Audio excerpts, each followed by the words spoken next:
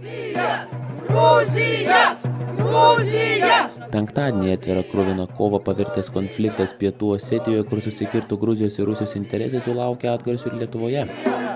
Gruzija! Gruzija! Gruzija! Gruzija! Šeštadienio vidurdienį prie Rusijos ambasados Vilniuje surengta piketo akcija palaikanti Gruziją. Nesankcionuotas renginys organizuotas spontaniškai, nesitikint gauti leidimo. Leidimas rengti piketą būtinas, į demonstracijoje dalyvauja daugiau nei 9 žmonės.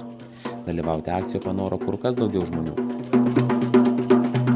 Mes vieningai remiam Gruziją, kovojančią už savo nepriklausomybę. Išreiškė solidarumą gruzinų tautai ir, kaip jau tapo įprasta, nesulaukė Rusijos diplomatų dėmesio, piketuotojai patraukė netoliese esančią Gruzijos ambasadą.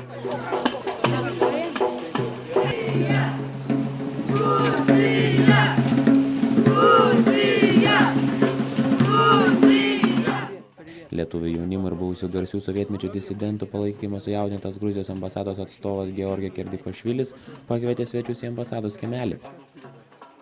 Dieve, jums padėk. Ačiū. Sakartvelo, go marčios! Go marčios! Go marčios! Ačiū labai. Didybadluba. Thank you very much. Tie neramumai tarp Rusijos ir Gruzijos jau jie tęsiasi kuris laikas ir vis taip kažkaip, galbūt žmonės nelabai taip reaguoja ir jau apsipratę, bet kada prasidėjo tokie intensyvūs kariniai veiksmai, nusprendėm, kad reikia kažką daryti, o labiau, kad yra ten draugų pažįstamų Gruzijoje ir tikrai mes su jais susisiekėm ir padėtis yra ganėtinai įtempta. Tai spontaniškai kilo tokia mintis, galvom gal daryti po savaitgalio, bet galvom nereikia išsykio dabar ir tik tai bėda tokia, kad mes neturim leidimo, užtat negalėjom prikviesti daug žmonių, o jų, manau, būtų tikrai atsiradę, jeigu jau dabar toks būrelis nemenkas.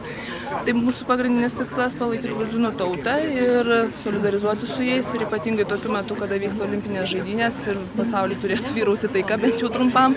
Tai čia yra visiškai atvirkštinė situacija ir manau, kad netoleruotina turėtų būti tokie dalykai. Šeštadienio piketo organizatoriai neatmeta ir artimiausiu metu vėl rengti reguliarias akcijas, kol neramiame Pietų Kaukazo regione nesiliaus kariniai veiksmai. Stasys Vaitonis, L rytas LT.